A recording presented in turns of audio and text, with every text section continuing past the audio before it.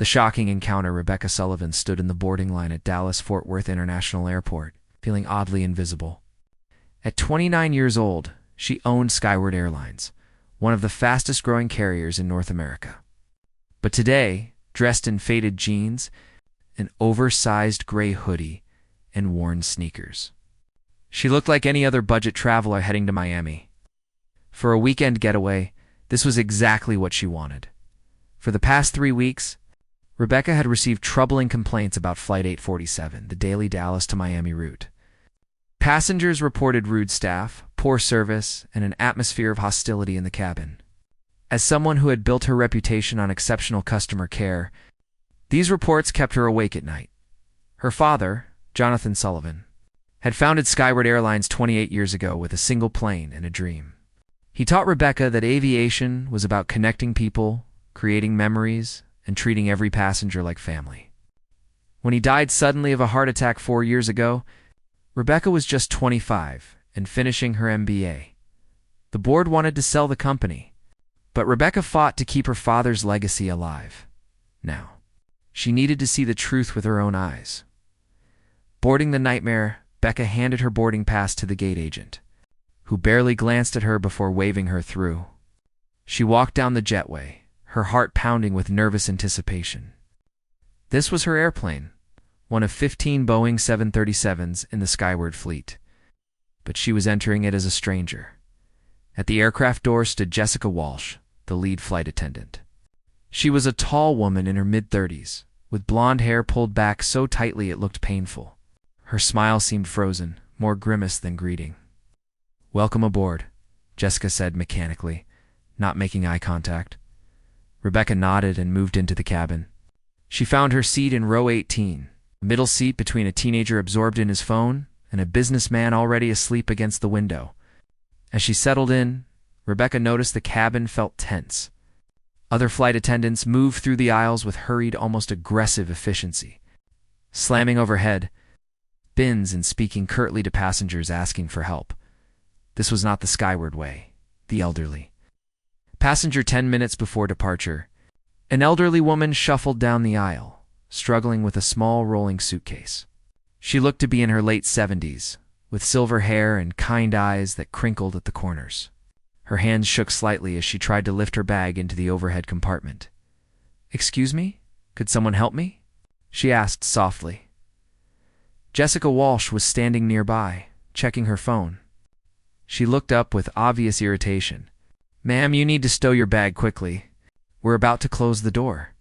"I'm trying, but it's too heavy for me," the woman explained, her voice trembling. "Then you should have checked it," Jessica snapped. "I'm not supposed to lift bags. It's not in my job description." Rebecca felt her blood pressure rising. She unbuckled her seatbelt and stood up. "I'll help you," she offered, reaching for the bag. The elderly woman smiled gratefully. "Thank you so much, dear. My name is Dorothy." "I'm Rebecca," she replied, easily lifting the suitcase into the compartment.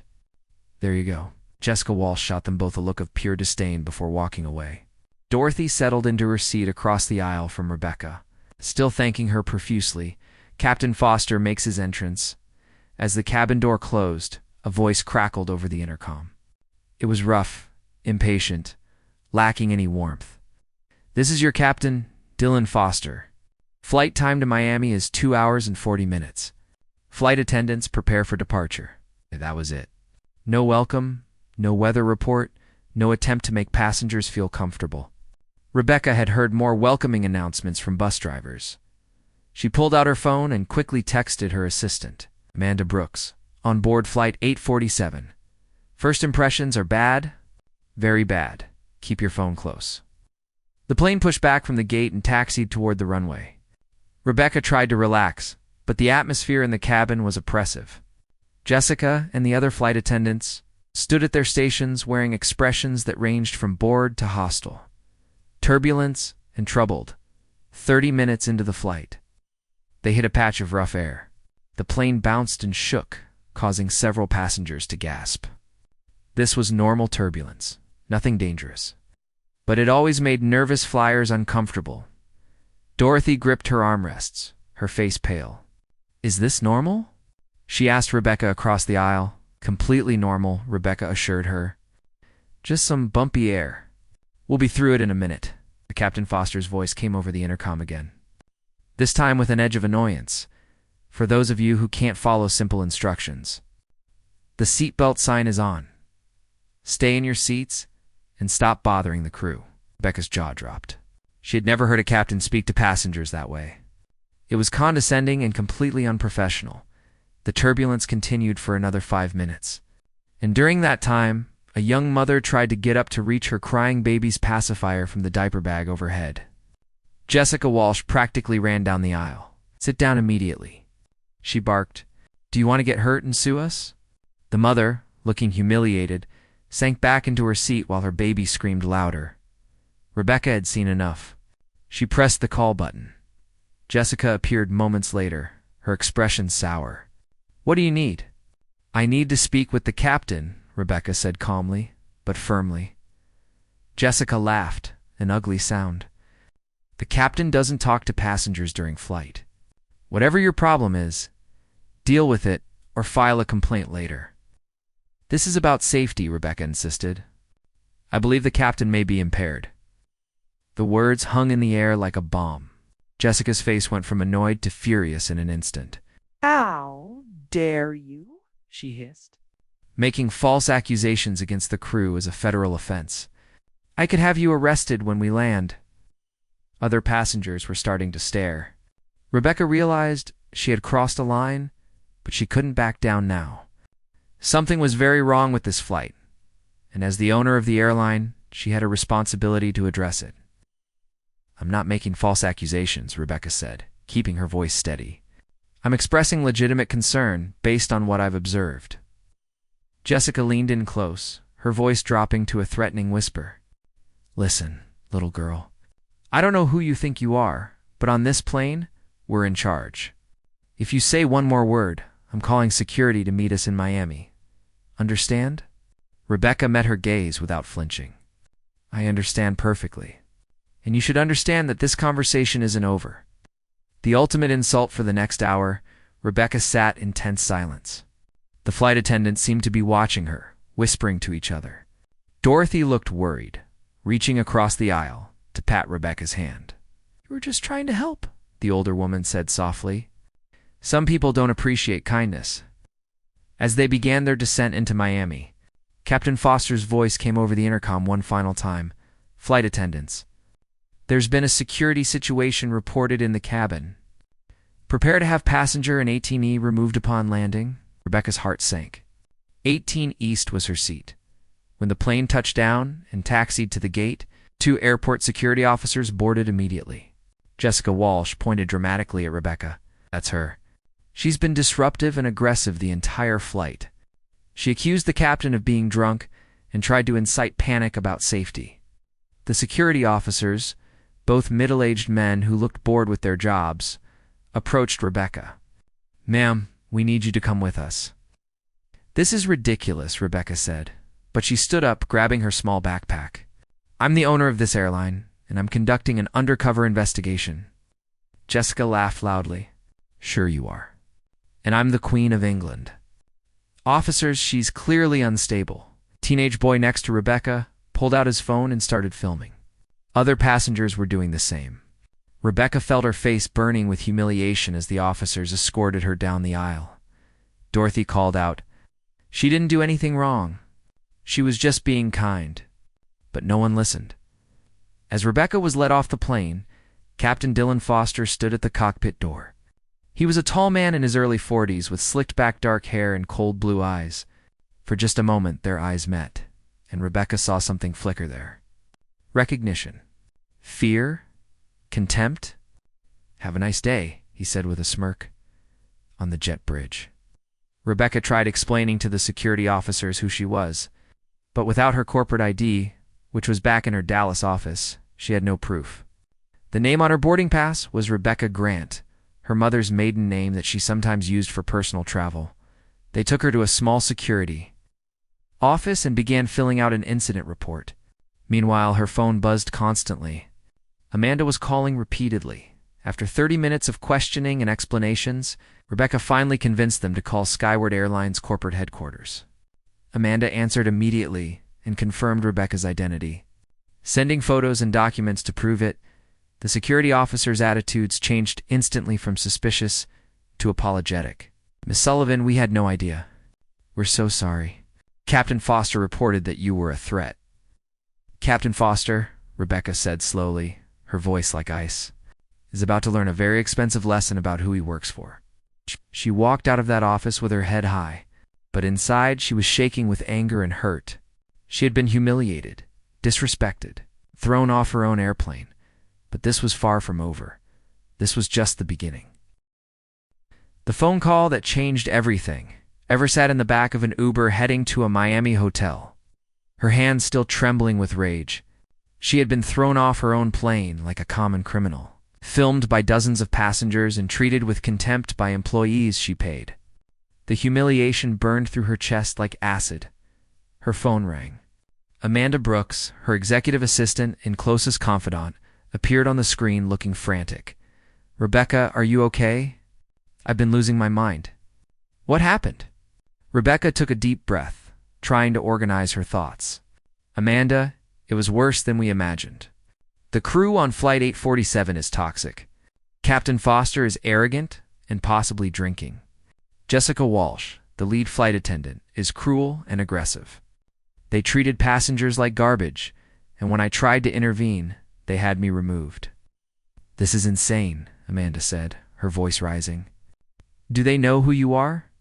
"Not yet," Rebecca replied, watching Miami's skyline pass by the window. "But they're about to find out. Call Robert Hayes immediately. Tell him I need a complete background check on Dylan Foster and Jessica Walsh. I want to know everything. Where they worked before, why they left, any complaints filed against them, and call our Miami station manager. I need access to security footage from that flight." Amanda was already typing. "I'm on it. Also, Rebecca, something you should know. 3 more complaints came in today about Flight 847. Different dates, same crew, same problems. One passenger said Captain Foster's breath smelled like alcohol during boarding." Rebecca closed her eyes. "Get our legal team ready. We're going to need them, covering the truth," by the time Rebecca checked into the Marriott downtown. Robert Hayes had already begun his investigation. Hayes was a former FBI agent in his mid-50s, built like a linebacker with sharp gray eyes that missed nothing. He had worked security for Skyward Airlines for 8 years and was fiercely loyal to the Sullivan family. He called, "What?" "Rebecca. Within 2 hours, Ms. Sullivan." "You're not going to like what I found." Rebecca sat on the hotel bed, her laptop open with spreadsheets of flight data. "Tell me everything." Dylan Foster was hired 18 months ago by our Dallas regional manager, Kevin Thompson. Foster's resume looked impressive. Military background, commercial pilot for 12 years, clean record. But I dug deeper. He was fired from his last 2 airlines. The first one, Coastal Airways, let him go for attitude problems and conflicts with crew members. The second, Regional Express, terminated him after a passenger complained about aggressive behavior. Somehow, none of this showed up in Thompson's hiring paperwork. "How is that possible?" Rebecca demanded. "Because Thompson didn't do a thorough background check," Hayes said grimly. "Or he did and chose to ignore it. I'm finding a pattern here. Foster and Thompson know each other. They served together in the Air National Guard 15 years ago. I think Thompson brought Foster in as a favor despite his history." Becca felt sick. "What about Jessica Walsh?" "She's been with us for 4 years. Started out fine, good reviews. But about 18 months ago, right when Foster arrived, her behavior changed. Multiple complaints from passengers and other crew members. Nothing was ever acted upon because Thompson kept dismissing them. He's been protecting both of them." "Get me everything in writing," Rebecca said. "I want documentation of every complaint, every incident, every red flag that was ignored. And Robert, there's something else. I smelled alcohol on Foster. Very faint, but it was there." Hayes was quiet for a moment. "If we can prove he was flying under the influence, his career is over. The FAA will revoke his license permanently, but we need solid evidence." "Then get it," Rebecca said. "Pull blood alcohol test requirements. Check if Miami security did any testing after the incident. Talk to the other pilots who've flown with him. Someone must have seen something. The regional manager's cover-up next morning. Rebecca flew back to Dallas on a competitor's airline. She refused to board another skyward flight until she knew exactly what was happening in her company. When she arrived at corporate headquarters, a gleaming glass tower in downtown Dallas, she went straight to her office without talking to anyone. Amanda was waiting with a thick folder. "Everything you asked for," she said, handing it over. "It's worse than we thought. Kevin Thompson has been systematically covering up complaints about Foster for over a year. I found emails where crew members reported Foster's drinking, his verbal abuse, and his reckless behavior. Thompson responded to each one by saying the complaints were exaggerated or that Foster was just having a bad day." Rebecca flipped through the documents, her anger building with each page. There were complaints from flight attendants saying Foster made them uncomfortable with inappropriate comments, reports from passengers about his rude announcements and dismissive attitude. 3 separate incidents where crew members suspected he had been drinking before flights, all buried, all ignored. "Where is Thompson now?" Rebecca asked. "In his office at the Dallas Regional Facility," Amanda replied. "He doesn't know you were on that flight yesterday. He thinks you're in New York for meetings." "Good, keep it that way. I want to see how he reacts when I show up unannounced." The confrontation 2 hours later, Rebecca walked into Kevin Thompson's office without knocking. He was a heavy-set man in his late 50s, with thinning brown hair and a perpetual look of smug satisfaction. He jumped when she entered, knocking over his coffee. "Miss Sullivan, I didn't know you were in Dallas today," clearly Rebecca said, closing the door behind her. She sat down across from his desk without being invited. "Kevin, we need to talk about Captain Dylan Foster." Thompson's face went pale. "Dylan? What about him?" "Let's start with why you hired him despite his history of being fired from 2 airlines. Then we can discuss why you've been covering up complaints about his behavior for 18 months. And finally, we can talk about why you didn't flag multiple reports of him potentially flying while intoxicated." The color drained completely from Thompson's face. "I don't know what you're talking about." Rebecca pulled a document from her bag and slid it across the desk. "This is an email from flight attendant Christine Ramirez, dated 6 months ago. She reported that Foster's breath smelled like whiskey during a pre-flight check. You responded by saying she was being overly sensitive and that you would handle it. You never did. Want to explain why?" Thompson's hands were shaking. "Dylan is a good pilot. He's never had an accident or incident. Some people just don't like his personality." "His personality?" Rebecca's voice rose. "Kevin, I was on Flight 847 yesterday. I was the passenger who was removed. I saw firsthand how he and his crew treat people. It was disgusting, and you've been enabling it." Thompson's eyes went wide with shock. "That was you?" "But the report said it was some young woman making false accusations." "It was me, traveling undercover to investigate the complaints that you've been ignoring," Rebecca said coldly. "And those accusations weren't false. Foster was drinking before that flight." "We're getting proof." "Can't prove anything," Thompson said desperately. "It's your word against his." "Actually, we can prove it," Robert Hayes said, walking into the office. Rebecca had asked him to join once the conversation got started. Miami airport security performed a standard sobriety check after the incident, even though they didn't know Ms. Sullivan's identity at the time. It's protocol whenever a pilot reports a passenger for aggressive behavior. Foster registered a blood alcohol level of 0.03. Not over the legal limit for driving, but any amount of alcohol is prohibited for pilots within 8 hours of flying. He flew that plane with alcohol in his system. Thompson looked like he might vomit. "You're fired, Kevin," Rebecca said, standing up. "Effective immediately. Security will escort you out. You have 1 hour to clear your desk. And you should know that our legal team is reviewing whether to file charges for negligence and endangering passengers." "You can't do this." Thompson shouted. "I have a contract." "Your contract has a termination clause for gross misconduct," Rebecca replied calmly. "Covering up safety violations and protecting an impaired pilot definitely qualifies. See yourself out." Going public that evening, Rebecca sat in her penthouse apartment overlooking downtown Dallas, staring at her laptop screen. The video from Flight 847 had leaked online. Someone had posted the footage of her being escorted off the plane, and it was going viral. Hundreds of thousands of views, thousands of comments. Most people were outraged on her behalf, calling the crew's behavior unacceptable. But others were speculating about why she was removed, making up wild stories. The narrative was getting away from her. Amanda called. "Rebecca, we need to get ahead of this. The media is picking up the story. I've gotten calls from CNN, Fox News, and the Dallas Morning News.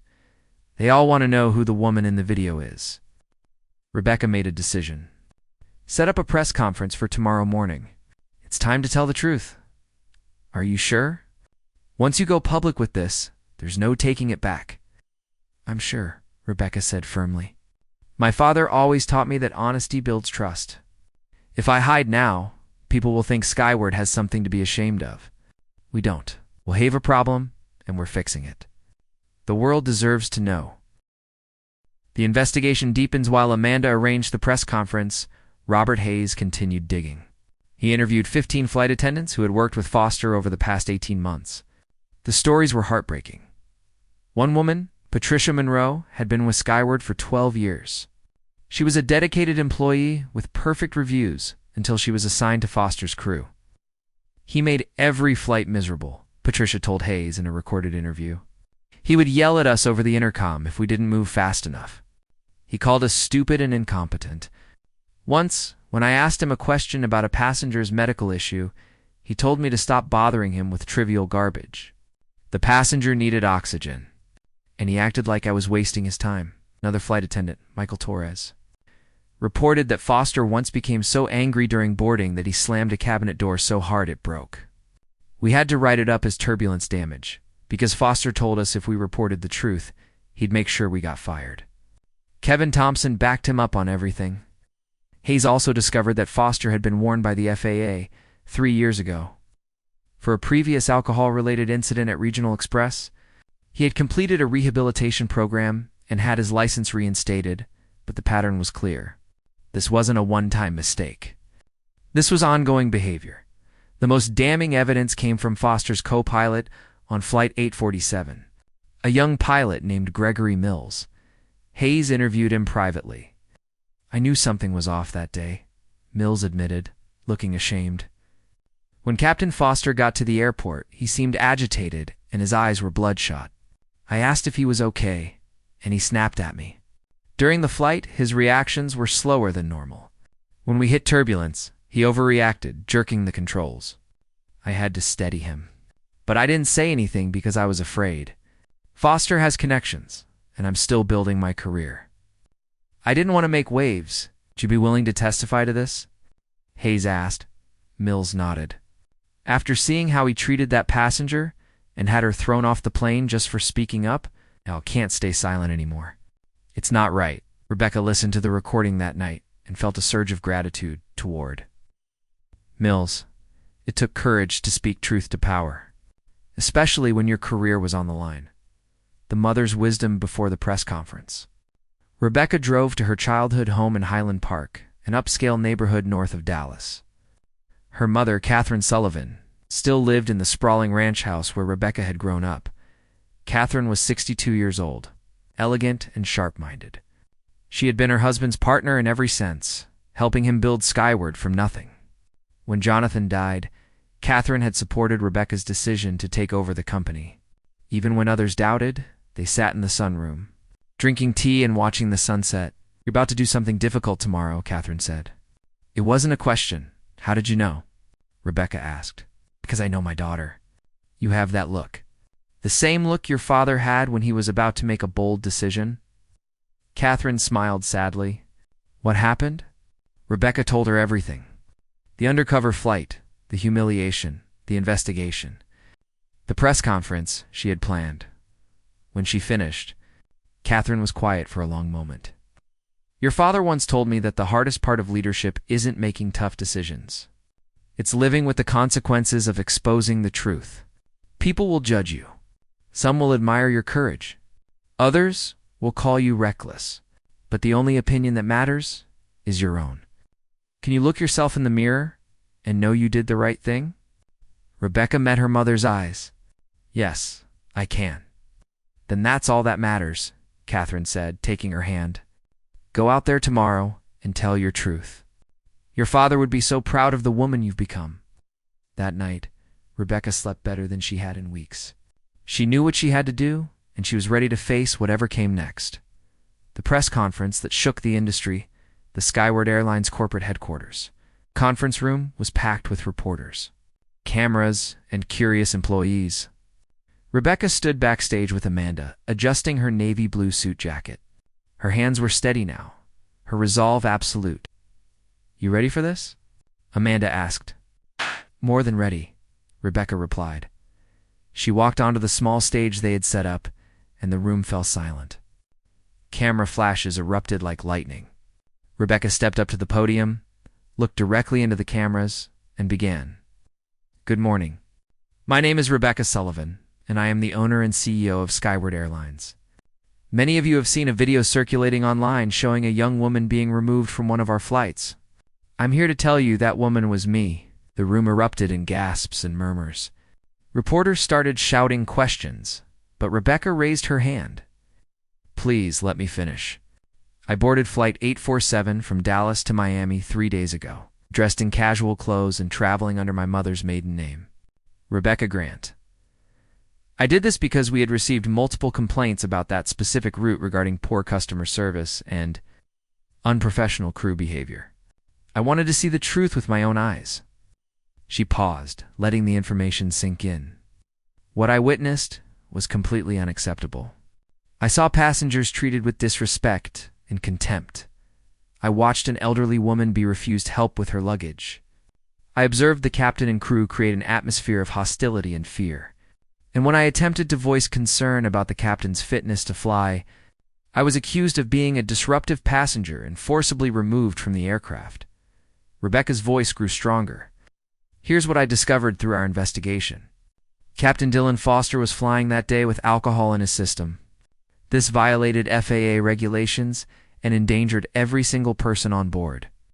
Our regional manager, Kevin Thompson, had been covering up complaints about Captain Foster for 18 months, ignoring reports from crew members about his drinking, his aggressive behavior, and his mistreatment of staff and passengers. The room exploded with questions, but Rebecca continued over the noise. Both Captain Foster and Regional Manager Thompson have been terminated. Foster's pilot license is being reviewed by the FAA for permanent revocation. We are implementing immediate company-wide reforms, including anonymous reporting systems for employees, mandatory third-party background checks for all new hires, and quarterly undercover quality assessments on random flights. Because what happened to me should never happen to anyone. She gripped the podium. I could have stayed silent. I could have handled this quietly behind closed doors, but I believe the traveling public deserves to know the truth. They deserve to know that Skyward Airlines will not tolerate behavior that puts profit over people or convenience over safety. My father founded this airline 28 years ago on the principle that every passenger matters, every employee matters, and integrity matters most of all. I intend to honor that legacy. Rebecca looked directly into the main camera. To every Skyward passenger who has had a negative experience, I am sorry. I failed you.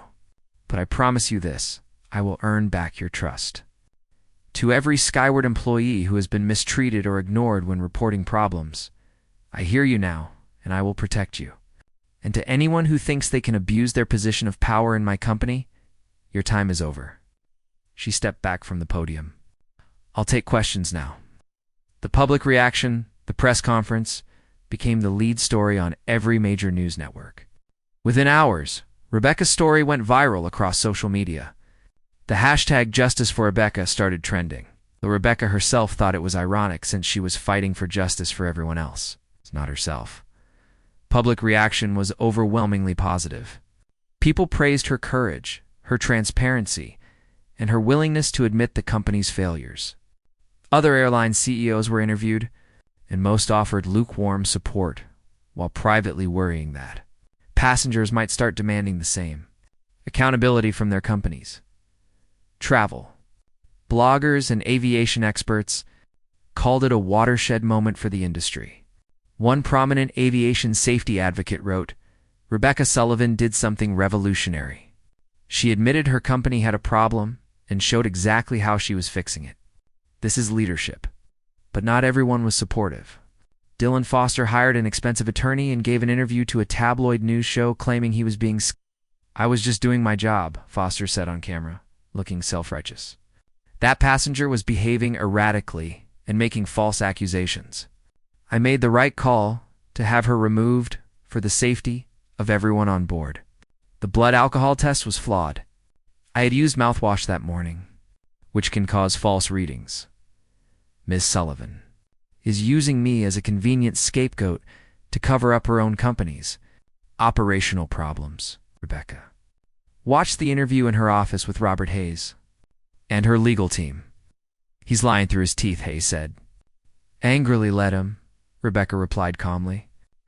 "We have Gregory Mills ready to testify. We have Patricia Monroe and 12 other flight attendants with documented complaints. We have the medical examiner's report showing the blood test was accurate and properly administered. Foster can spin whatever story he wants. The truth will come out in court." The lawsuit. Dylan Foster filed a wrongful termination lawsuit against Skyward Airlines 2 weeks later, seeking $10 million in damages. His lawyers claimed Rebecca had violated his rights, damaged his reputation, and destroyed his career based on a personal vendetta. The case became a media circus. Court TV covered the proceedings live. Legal analysts debated the merits on cable news. Foster's attorneys painted him as a dedicated pilot being persecuted by a vindictive young CEO who had humiliated herself and needed someone to blame. Skyward's legal team, led by the brilliant attorney Michelle Zhang, systematically destroyed Foster's credibility. They presented the blood alcohol test results, which clearly showed ethanol in his system, not the isopropyl alcohol found in mouthwash. They brought in Gregory Mills, who testified under oath about Foster's impaired behavior during the flight. They paraded 15 current and former employees who described Foster's pattern of abuse, aggression, and recklessness. The most powerful testimony came from Dorothy Freeman. The elderly passenger Rebecca had helped on Flight 847. Dorothy was now 78 years old. A retired school teacher with no connection to Skyward Airlines. "I watched that young woman help me when no one else would," Dorothy told the courtroom, her voice clear and strong. "And then I watched her be treated like a criminal for speaking up about legitimate safety concerns." Captain Foster was arrogant and dismissive from the moment we boarded. His announcements were rude. His attitude created fear instead of confidence. When Rebecca tried to help, he had her thrown off the plane like garbage. That's not a man who should be flying aircraft full of innocent people. The jury deliberated for less than 4 hours. "We find in favor of the defendant, Skyward Airlines," the foreman announced. "Furthermore, we find that the plaintiff, Dylan Foster, filed this lawsuit in bad faith and recommends sanctions." Rebecca sat in the courtroom, feeling vindicated but not triumphant. This wasn't about beating Foster. It was about establishing that safety and integrity mattered more than ego and power. Outside the courthouse, porters swarmed her. "Miss Sullivan, how do you feel about the verdict?" "I feel grateful that the truth prevailed," Rebecca said simply. "But this was never about me versus Dylan Foster. This was about establishing that no one, regardless of their position, is above the safety regulations and ethical standards that protect passengers and employees. Today's verdict sends a clear message. Accountability matters."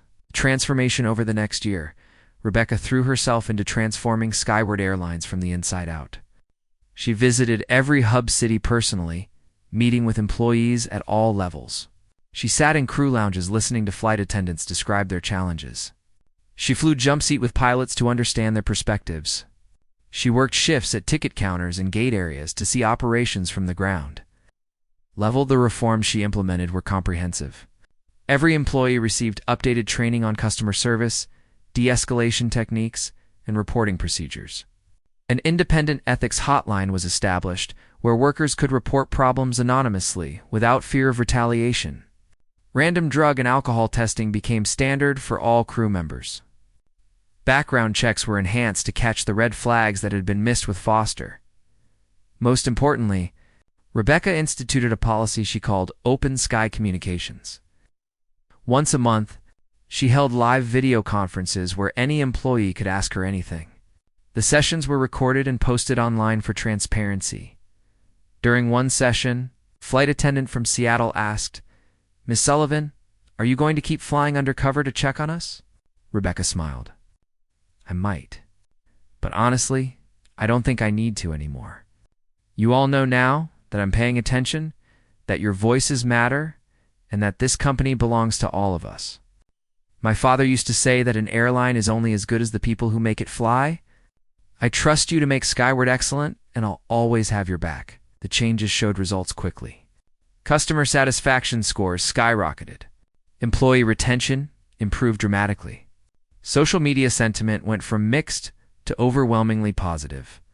Bookings increased by 35% as passengers specifically chose Skyward. Because of Rebecca's leadership and transparency, finding love in unexpected places one afternoon. Rebecca was reviewing architectural plans for a new terminal expansion at Dallas-Fort Worth.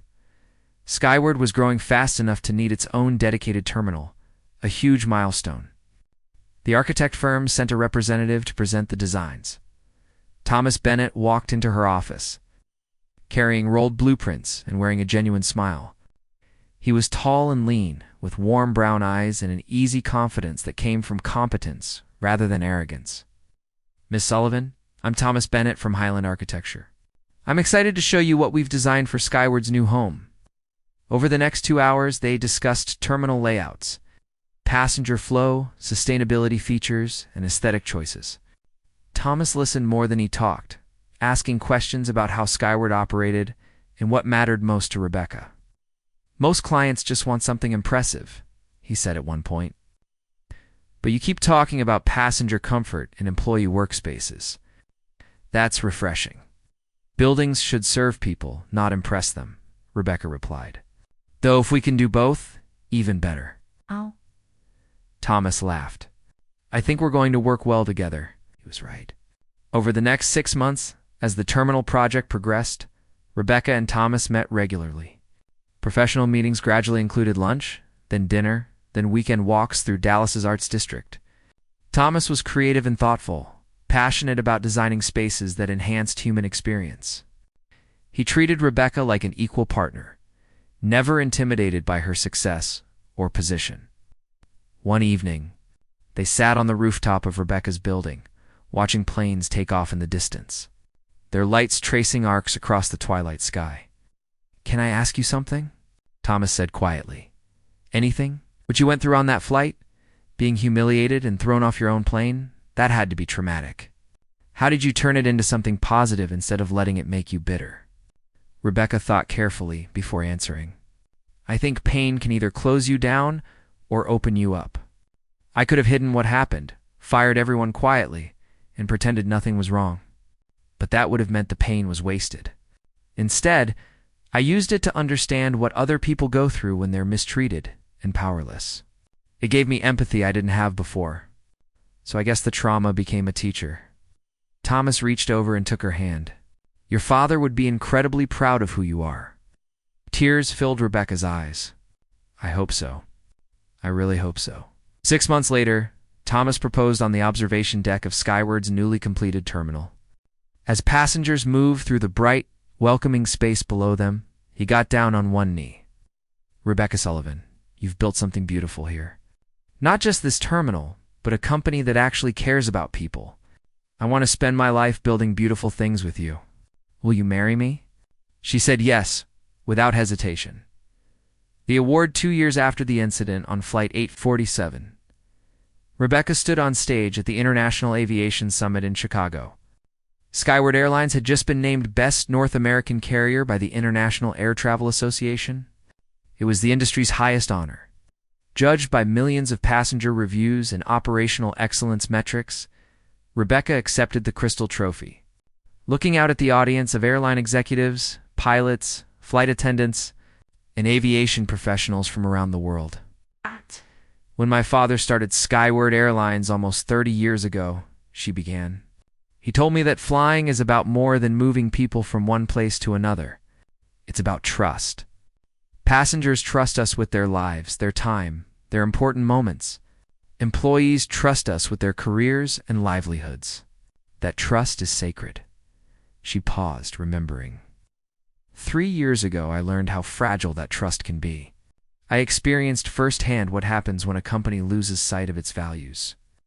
When bad actors are protected, and when people in power abuse that power, it was the worst experience of my professional life. It was also the best thing that ever happened to Skyward Airlines. Rebecca smiled at the audience, because it forced us to confront hard truths. It made us rebuild from the inside out. It reminded us that we exist to serve, not to be served. This award doesn't belong to me. It belongs to every pilot who takes safety seriously, every flight attendant who treats passengers with kindness, every mechanic who double-checks their work, every gate agent who goes the extra mile. It belongs to the people who make Skyward excellent every single day. The audience rose in a standing ovation that lasted 5 minutes. Backstage, Thomas was waiting with their 6-month-old daughter, Emma, in his arms. Rebecca had discovered she was pregnant 3 months after their wedding, and Emma had become the center of their world. "Your daddy is very proud of you," Thomas whispered to the baby, who gurgled happily. Rebecca took Emma in her arms, breathing in that perfect baby smell. "What do you think, little one? Should mommy keep flying planes?" Emma grabbed Rebecca's nose and laughed. "I'll take that as a yes," Rebecca said. Kissing her daughter's forehead, the legacy continues 5 years after the incident.